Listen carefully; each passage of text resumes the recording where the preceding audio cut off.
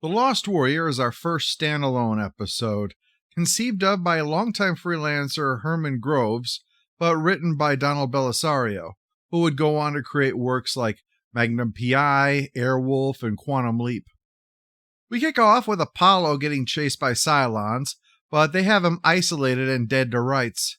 Blue Squadron wants to go out and help, but Adama says no. Apollo is luring them away from the fleet. This would undermine his plan.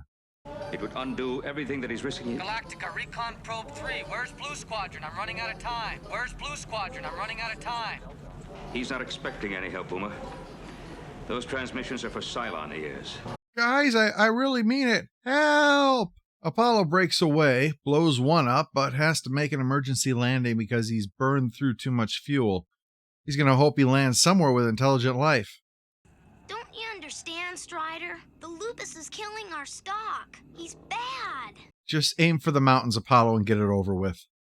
This is supposed to be based, at least in part, on the Western Shane. You can add Shane to the list of things that I haven't seen, so if you're a big Shane fan, apologies if I'm making ignorant comments. And also, yes, I can explain for you how to open a PDF. Apollo puts down not far from where the kid and his mom live. Ship intact, but in need of fuel. On the planet Equalis, according to the kid who spots him. He nearly gets shot, which would be very bad. Yeah. Apollo tries questioning the kid since his uncle knows something about them at least, but he's not really able to point Apollo to a gas station on this planet.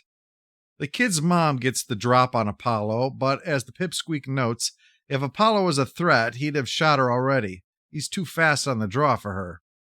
She recognizes he's a fighter pilot, so she's less likely to shoot him, but still wants him to piss off out of here. You don't need to encourage him to leave this place, lady. A breath of fresh air by comparison is Boxy, who wanders into everything to ask when his stepfather's going to be back from patrol. And he crashed into the Old West isn't something that a kid can take so soon after losing his mom, so they cover for now.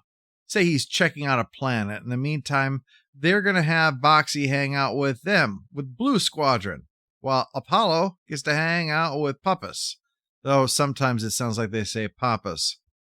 And they're going to eat whatever stew this is, which I'm guessing is made from the weeds out back. Well, there's a guy running this place who demands tribute and has an enforcer by the name of Redeye to make sure that everybody pays. So that's the problem in their little corner of whatever. After dinner, Puppus tries to take the gun when he heads out in case there's a lupus, but his mother refuses. What difference does it make? A gun is a gun. I hate them all. If it weren't for the lupus that come after the stock, I'd destroy every pneumo, every... This lady is in two wrong genres for that sentiment. She says her husband was killed by a gun like Apollo's, who notes that his wife was killed by a gun like his too. And coincidentally, there's someone who carries guns like that outside. Redeye is the name of a Cylon. It's come out here to investigate the sound of Apollo's ship coming down. Puppus says he heard a lupus howl and an owl hoot, but shockingly that does not convince the Cylon. Luckily, Uncle Booties, that's what the kid calls him, though it may be something the uncle made up, he comes by and is able to defuse the situation before Redeye guns down Puppus, which would be very bad. Yeah.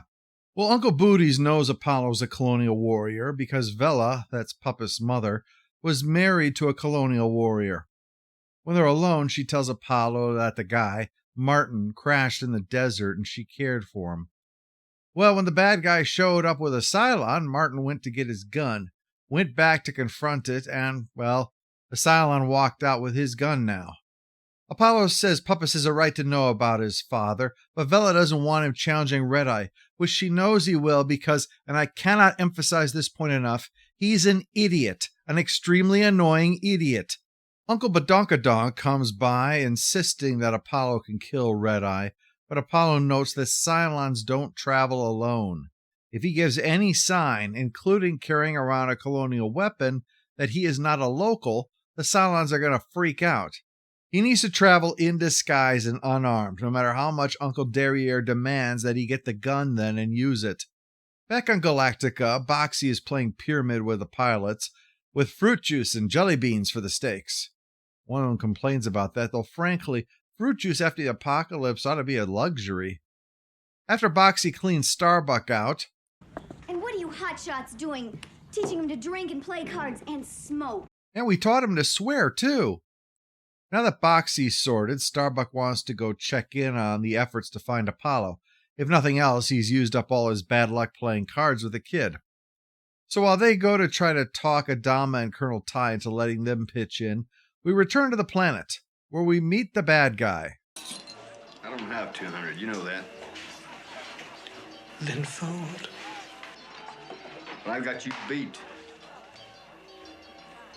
I know. He seems nuanced, doesn't he?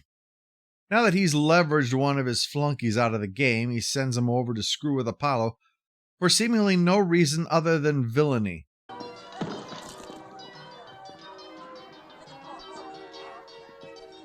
Aren't you gonna apologize? I'm sorry. Sorry you're such a jerk. He follows it up by destroying Apollo's hat, and then when Apollo moves, follows him to stand next to him in menace.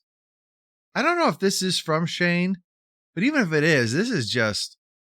what's the point?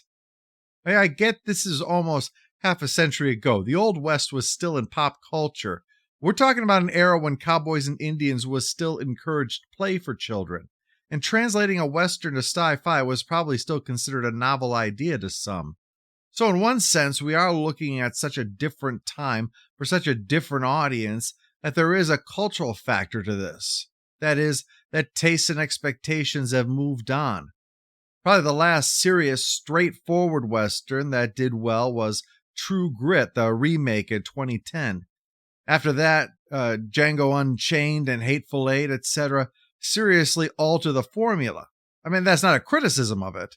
What I'm saying is that part of what's hard with this is simply being a Western doesn't connect with the audience the same way as it did back in '78. So what's hurting this for me is that it feels tired much of the time, and moments like now, over the top to the point of parody. It reminds me of something that Bill Burr referred to in his stand-up. The one white guy in a movie whose job it is to be the embodiment of all racism.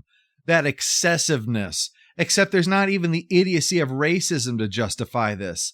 And it's sad when the mind comes to, shit, if this guy was a bigot, at least his vacuous dipshitness would have some internal justification for it.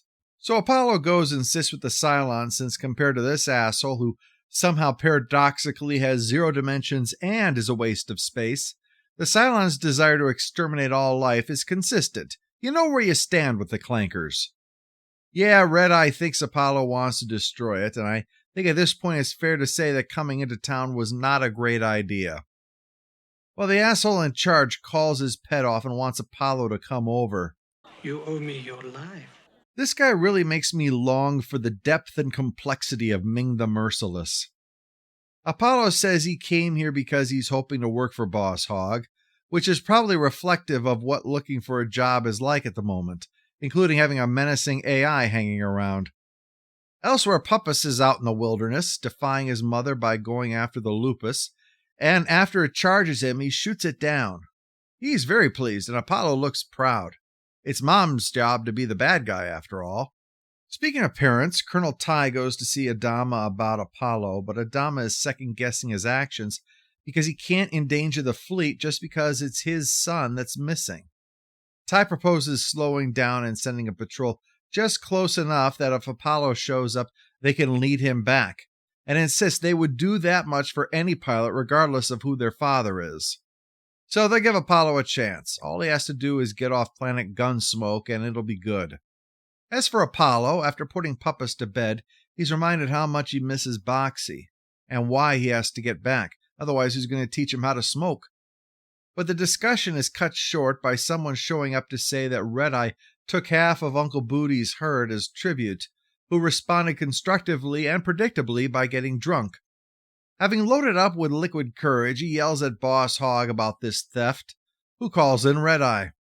The rest arrive just in the nick of time to watch Uncle Booties get gunned down, and Puppis shoots Redeye in the head in response.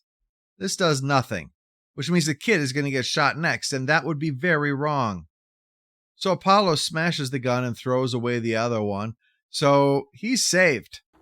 I hate you! Kid's working really hard to earn my sympathy.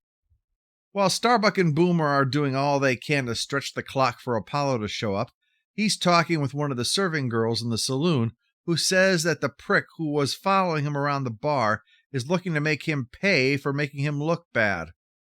He's been all worked up ever since Redeye took his job after they found it. Yeah, the Cylons aren't hanging around here. They just crashed and this is the only one left. That means that it's just the two of them and that dipshit. But he's just bonus points if he chooses to get involved. So Apollo grabs his gun, and they have the showdown. Apollo blasts Redeye, Martin's gun gets recovered by one of the townsfolk, so Boss Hogg and his flunky run for it. That's another problem solved. Apollo soon explains to Puppis about guns, and that there's nothing heroic about going around blasting shit so that maybe he'll stop annoying his mother. You can only hope. Apollo joins Starbuck and Boomer just as they're leaving. He recovered fuel from Martin's ship. Guess there's no expiration date on it. But anything that gets him off this planet, hey, I won't quibble. Not gonna lie, this is a rough one. The characters of the week are 2A1, flat, and the pacing on the planet means the fleet isn't the only thing that's crawling. I said about all I could say about the context of it, just this really didn't work for me at all. Every time we got back to the sci-fi stuff, I was like, finally, a break. I'm not in any rush to see this one again. If the uncle looks familiar, you might be recalling him from the TNG episode Emissary. He played the Klingon captain that Worf and his ex had to deal with when he and his crew came out of suspended animation. And I was disappointed to learn that the flunky looked familiar because it turned out he was the mechanic on Black Sheep Squadron. I always liked him. But mostly, I am disappointed that House never once showed up to assure Apollo that it wasn't lupus because it's never lupus.